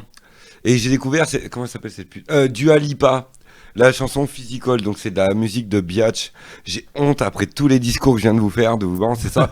Mais je rentre le soir, je mets cette chanson, parce que j'arrive encore à dévier de certains trucs. Mais sinon, en ce moment, tout ce que j'écoute, c'est un groupe qui s'appelle Death Clock. En fait, en me baladant sur YouTube, je tombe sur une vidéo qui s'appelle Bat Metal. Donc, une grosse pub, je peux me permettre. Oui. Super. Bat Metal, donc t'as Bat Metal Returns, Bat Metal Forever. Et je tombe sur Deathlock, enfin Deathlock, Bat Metal, et j'écoute cette musique en boucle, sans aller chercher quel groupe c'est. J'aimais bien le clip. Et mon fils qui était petit, j'avais envie de l'éduquer un petit peu à métal. Puis vu que je l'ai éduqué avec comme quoi Batman c'est le meilleur, bon bah voilà. En fait, donc dans ma vie personnelle, bon bah cette vidéo, elle a tourné en boucle pendant des années. Après, j'ai découvert bien trop tard qu'ils avaient fait une deuxième vidéo, le Bat Metal Returns. Et à celle-là, je me suis dit merde, va quand même chercher parce que il y a un gars qui s'est fait chier avec une tablette graphique à dessiner un clip avec Batman qui fait le con 2 fois. Et non, il y a un groupe derrière. Et la musique, je trouvais ça cool. Enfin, je trouvais, elle était bonne, vraiment. C'était pas juste la première. En fait, Bat Metal, la chanson s'appelle Face Fisted. Donc ça cherche pas loin, quoi. Mais... Et en fait, après la deuxième. Je suis allé voir quel est le groupe, et en fait c'est un rassemblement de plein de mecs qui ont eu des groupes, qui ont eu, je sais pas, les mecs il y a 40 ans, ils se sont dit entre potes, venez on fait un groupe et on fait une infidélité à notre milieu. Et les clips sont géniaux. Allez voir attends, c'est pas Deathlock, c'est D-E-T-H-K-L-O-K. Il y a pas le A, c'est pas Death comme la mort, tu vois, il y a pas de A. Et en fait il y a des chansons comme I Ejaculate Fire, Mermaider, Awaken, enfin c'est des chansons qui pour moi me font, putain, elles sont géniales. Ouais, ben moi, Et t'as découvert ça comment alors? En me baladant sur YouTube, je tombe sur une vidéo qui s'appelle Bat Metal, et ce groupe en fait c'est un des groupes, en fait c'est comme Devil Driver, je peux me l'écouter au petit-déj. C'est des groupes comme Devil Driver, c'est au petit-déj, tu vois. Donc t'as de la musique contextuelle, t'as celle du quand tu rentres du boulot, t'as celle du matin aussi. Ouais, il y a des trucs du matin carrément. Et tu vois, Deathlock, les clips, ce qui sont géniaux, c'est que le dessin est dégueulasse. Je sais pas s'il y en a qui connaissent Metal Hurlant. C'est un animé que mon père avait en cassette vidéo quand j'avais 10 ans. Ça m'a traumatisé quand j'étais gosse. Enfin bref. C'est du vieux dessin dégueulasse. Imaginez un manga sur lequel on essaye de balancer trop de détails. Un peu à la Ken le survivant plus, tu vois. Au bout d'un moment, ça devient dégueulasse pour un œil d'un mec de 2020. Et bah là, c'est un clip, tu vois, le dessin, il est dégueulasse. Mais les clips sont géniaux. Les clips sont dark, sont trash, sont tout ce que tu veux. Et en fait, c'est un groupe, tu vois, voilà. C'est un groupe qui m'a plu ces dernières années. Et c'est un truc que j'écoute, en fait, souvent, très souvent, en fait, maintenant. D'accord. Alors que c'est du débilisant, mais entre le folklore, enfin, le folklore, entre le choix de folklore que j'ai besoin de vivre à ce moment-là quand j'écoute de la musique, et le moment où je me mets de la musique lambda, bah, je m'écoute un truc voilà, complètement malade. Mais la première étiquette de tout ce que tu écoutes encore aujourd'hui, ça reste le métal. C'est-à-dire que Toujours. tu ne réécoutes plus d'électro comme tu as pu en écouter un moment. Le néo, tu l'as mis à la poubelle. Ouais, carrément. New metal, c'est bon, Rammstein de temps en temps avec mon gosse.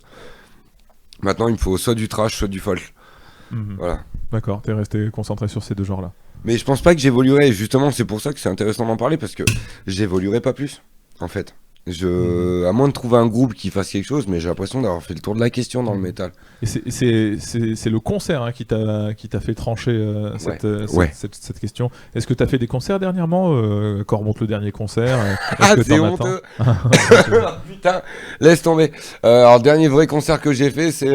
comment il s'appelle Je me souviens même plus du nom du mec. Les Wampas. En fait, il y avait un festival, un petit festival ska à côté de chez nous, en région grenobloise, mais genre terre froide de l'Isère. Et j'ai un pote qui me traballe comme ça, il me dit je vais là-bas, tu veux venir? J'ai compris qu'il avait pas de bagnole, donc du coup, ouais, du coup je l'emmène et on y va. Et j'ai fait ce concert-là et comment dire? Ben, j'ai bien vu qu'en fait, à part le métal, il y a rien d'autre qui m'intéresse, quoi, tu vois. Donc c'est ce dernier concert que j'ai fait. Le vrai concert de métal, c'est Gojira il y a 5 ans, 6 ans. J'ai pas refait de concert de métal depuis. D'accord. J'ai pas le temps. J'ai le boulot, j'ai autre chose à foutre.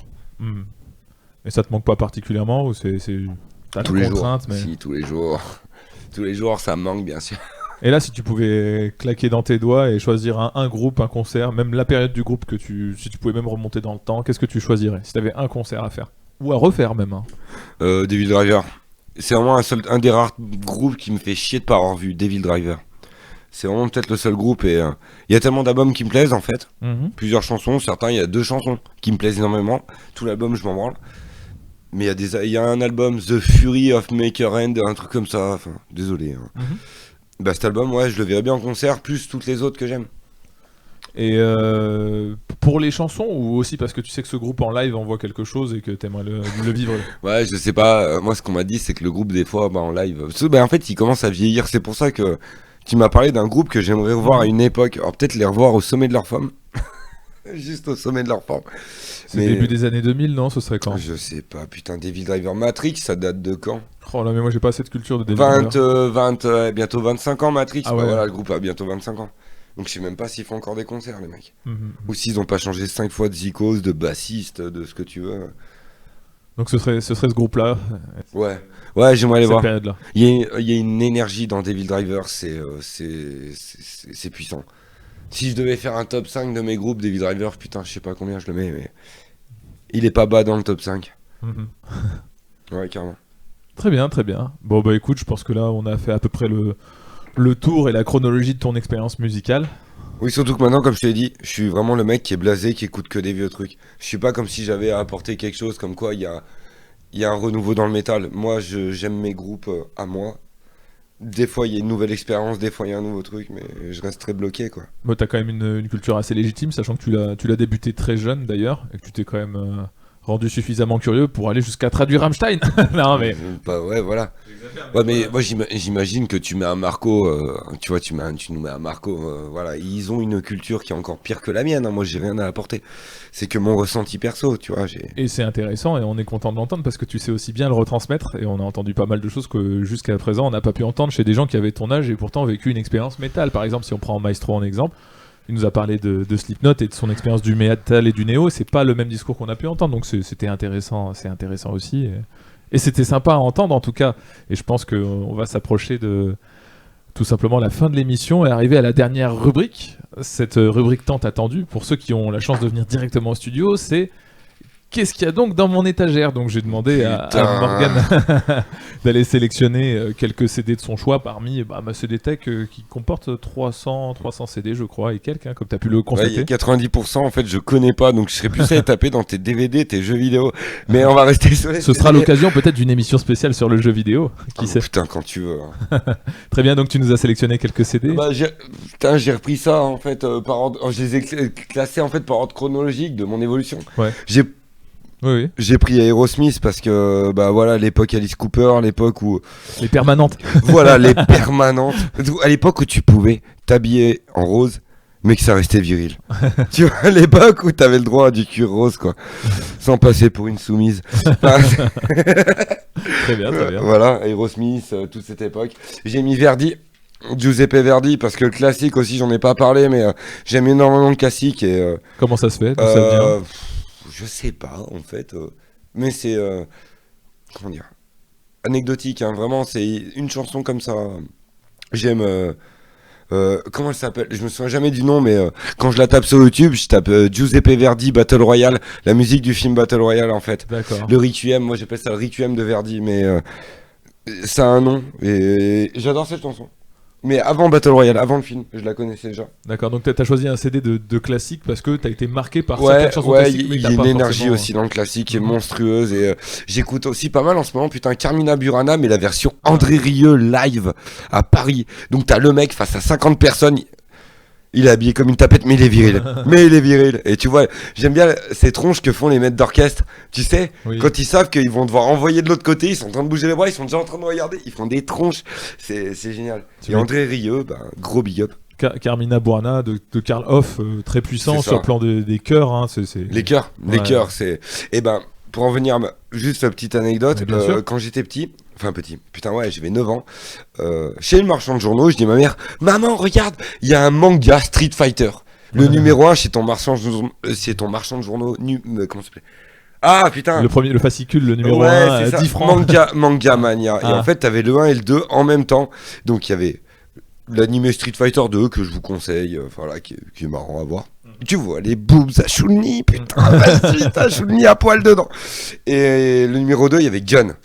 Et Gun, ça aussi, c'était un des mangas qui m'a saccagé. En fait, tu vois, pourquoi Momo est trash? Pourquoi Momo est comme ça? Ça a été une part. J'ai connu le manga Gun, j'avais 9-10 ans. Et j'étais peut-être un peu jeune.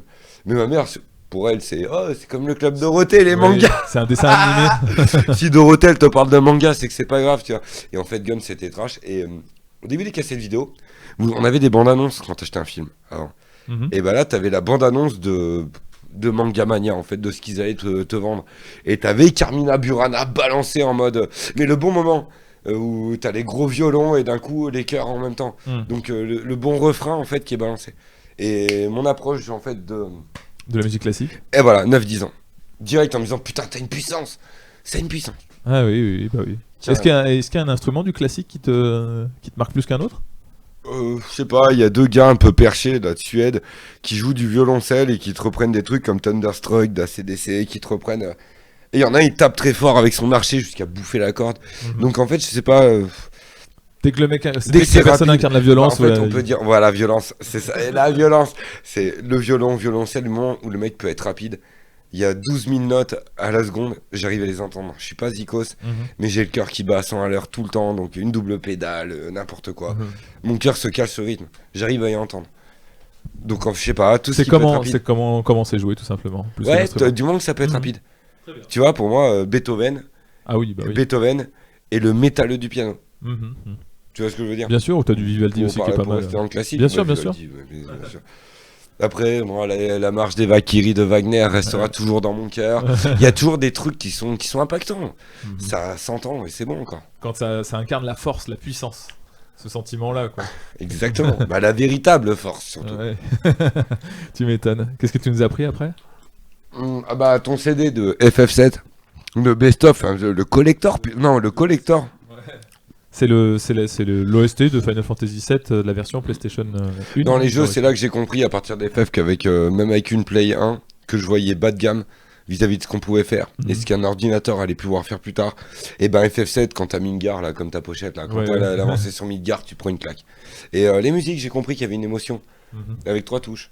Ouais, oui. C'est dans le genre du grenier, t'as Seb qui a une perruque blanche. Et quand il te joue, tu sais, le mec qui te crée une chanson, donc le gars il se bride les yeux, Oui, tu oui. vois. Il met ting ting ting. Là, je viens de vous montrer que Bambi entre dans la forêt. Il cherche, tu vois, voilà, 3 touches, une émotion ultime. Et en fait, FF, c'est ça. Mhm. C'est une claque que j'ai pris, question musique. Et encore une fois, allier le son à l'image. Voilà. Exact. Après, putain, je remonte la pile. Daft Punk, exactement, Daft Punk. Les mecs des Chevaliers du Zodiac qui ont créé les clips en manga. Ah bah voilà, donc le visuel, hein, c'est sûr. Et en fait, c'est ça. Les mangas m'ont inculqué ça, Nicky Larson et tout. Enfin, tu vois, ce genre d'année. En fait, c'est pas drôle la vie. Voilà, la vie n'est pas drôle, Billy. En fait, c'est ça. La vie n'est pas drôle, c'est que tu peux crever. Nicky Larson, il bute une femme avec qui il avait réussi à choper. Je connaissais pas les mangas City Hunter. Moi, je savais juste que le mec, il était en chien. J'avais compris ça à 4-5 ans. Et pour une fois qu'il chope une meuf, il est obligé de lui mettre une bastos. Le mec, il a un 308 à l'autre bout d'un immeuble.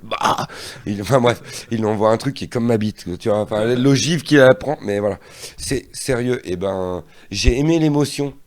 La mélancolie, la nostalgie, enfin du truc, ça m'a évoqué quelque chose. J'avais 12-13 ans et voir les clips de Daft Punk, One More Time, la chanson One More Time, voilà. Donc là, tu nous as choisi l'album, le premier album de Daft Punk. Oh, moi j'ai pris par le gros. Oui, oui. J'ai pas allé chercher très loin. Mais c'était Discovery, tu parlais finalement de Discovery, l'album avec One More Time, Harder, Better, ça, Faster, Stronger. Ouais, exactement. L'album qui est entièrement fait finalement en animé par le mec qui a fait Goldorak ou je sais plus, les Chevaliers. Il a fait du Zodiac. Goldorak et c'est peut-être Goldorak. Je Non sais mais plus, putain, ouais, non mais tu me fais douter en bien, je me suis peut-être trompé tout à l'heure. Bah écoute, l'essentiel c'était encore une fois d'affilier le son à l'image. Qu'est-ce que tu nous as pris ensuite, un le roi Enoch. un album classique certifié. Rien à voir. Bah ouais. Parce que quand t'as ton meilleur pote qui te balance bla bla pute nègre. Ah putain. Voilà, et tu te dis mais mon pote est en train de ruiner sa vie. Mon pote, mais qu'est-ce qui t'arrive là?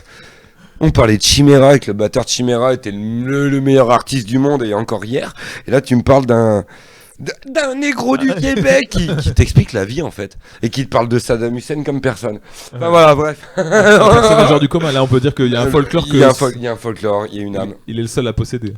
Puis il est fort le type, il fait pas que ça. Donc voilà, il fait pas que ça. Donc dans l'évolution de mon apprentissage de la tolérance des autres êtres humains, ce qui m'a appris aussi à, comme je vous l'ai dit, je me suis habité jeune à ce que moi je sois à part. Et pour moi, la minorité n'a pas à imposer sa loi à la majorité. Donc c'est à moi de me mettre pas en retrait, mais de faire l'effort. Bon, bah, la résultante est que, en fait, tout le reste c'est de la merde à part moi, en fait. Voilà. Mais en fait, le Roi Enoch, je me suis compris qu'en fait, dans le milieu rap, il n'y avait pas que de la racaille de merde bonne à débiliser. Enfin bref, voilà. Il y avait autre chose et que ce gars-là, en fait, avait un putain de cerveau. Il y a de la merde à vendre, il la vend. Bien sûr, bien sûr. Donc, grand respect à ce mec-là. J'ai vu la vidéo récemment où il est chez Al Capote. Oui. Mes potes m'ont envoyé la vidéo, il est invité par Al Capote avec des fromages et des bouteilles de pif à 1000 balles. Ouais. Et, bande d'enculés, je cotise pour ça. C'est ça le pire, c'est que je cotise pour ça. Un bisou à Alka. Voilà. Après voilà, Iowa, Slipknot, putain celui-là, la chèvre. Slipknot, ouais. La chèvre, El Famoso. Puissant, il y a de la puissance dans Tout l'album est à écouter, tu vois. Ouais. Et un débat qu'on n'a pas eu, c'est que moi j'aime une ou deux chansons souvent par album. Oui. Tu vois, je me fais mon best-of. Je lui ai dit, voilà, moi j'aime une ou deux chansons. Et bah, Iowa, c'est un des trucs, je peux le balancer. Même les chansons que j'aime pas, j'ai appris à les aimer. Donc, là, c'est l'un des seuls albums où finalement, de bout en bout, tu peux l'écouter. Mais il est super bien structuré. Ouais, il est bien foutu. Ils savent pourquoi ils les ont mis dans cet ordre-là. Ouais, non, mais tout ça a du sens. Ah, puis Corey Taylor, il a quand même il a un cerveau, ce mec, il a produit énormément de gens. Allez taper Wikipédia Corey Taylor, vous allez vous dire je connais pas tous ces trucs, mais il a bossé le mec. Ouais, c'est tous, puis Joe Jordison à la batterie, enfin bref, chacun des musiciens est quand même hors du commun. C'est du lourd. Là on a affaire à des musiciens techniques et quand même jeunes mais quand même déjà expérimentés. Puis Slipknot, même si c'était leur deuxième album, ils avaient déjà quelques années. Ils ont surfé sur la bonne vague. Et les mecs c'était déjà des darons. Là, même New Metal. Regarde le chanteur de Sum 41, il a 40 piges. Ils ont 50 ans même, hein, limite. Ah non, Sum 41, je pensais que tu parlais d'Offspring. Mais oui, non, mais Sum 41, ils ont 45 ans. Non, mais le mec, il était avec Avril Lavigne à un moment. Tu l'as pas fait 3 mots, mais tu l'as pas marié, mec, mais va te faire foutre. T'as Avril Lavigne. Même si qu'elle chantait, c'était de la merde. Ah ouais, c'était de la merde. Ouais. Mais il faut aller faire du skate, il faut aller faire du skate. Moi, je faisais du skate à l'époque, je disais putain, tu sais même pas faire un kickflip, allez. Tu vas prendre un genou plexus, un big up Hamza. C'est bon, arrête avec. Non, mais voilà, tu vois, c'est la bonne époque. Et Slipknot, voilà. Époque New Metal, tu mets quelqu'un tout en haut, bah tu mets Slipknot. C'est vrai que ça en fait partie. Ouais. Après, il y a Bleed de Meshuggah. Bleed. C'est Obscene en fait, l'album. Ah, c'est Obscene. Oui, Bleed, mais non. C'est le morceau. Non, j'ai dit Bleed. Ça reste Bleed. Parce que Bleed, la chanson Bleed, elle m'a. Waouh. Voilà. Elle a marqué beaucoup de monde. Hein. C'est dans mon top 5 des chansons préférées. Voilà. Bleed, cette chanson, le clip, tout. Un univers, hein, on vous conseille. Bah, cet homme à 3 bras, bah, toi, tu vois, cet homme à 3 bras. Et ben, j'ai. Appelons ça une ex. Anna. Elle est importante dans ma vie parce que c'est grâce à elle que j'ai mon chat. Et ça, c'est important. Et ben, Anna, elle devait me le faire en tableau, celui-là. Ah. Bon, je lui avais dit, mais tatoue-le moi dans le dos. Mais on n'est pas resté assez longtemps. Ah, voilà. On n'est pas resté assez longtemps ensemble. Pardon. Eh ben, on a fait le tour. Voilà, ouais, le tour est fait, voilà. Bon, bah écoute, Morgane, ça m'a fait plaisir de t'avoir aujourd'hui pour un entretien fantôme. Bah, moi, ça m'a fait plaisir, j'espère. n'avoir pas été trop dur à écouter. Non, je pense pas. Je pense que tu as raconté beaucoup de choses et que tu as rendu curieux pas mal de personnes quant aux différents nombres de groupes que tu as pu citer qui étaient des plus connus aux bien moins. Et donc, je pense que tu as attisé la curiosité de pas mal de personnes. Donc, on te remercie pour ta présence, ta participation. Et on espère se revoir sous peu. Pourquoi pas, peut-être pour faire une émission sur les jeux vidéo ou quoi d'autre, la pêche ou la chasse, peut-être, ou les tatouages. On sait jamais. Merci à toi, Momo. Merci à toi. Allez, à la prochaine. Merci pour eux, surtout. Oui, merci à vous. Allez, salut tout le monde. Au revoir. Au revoir.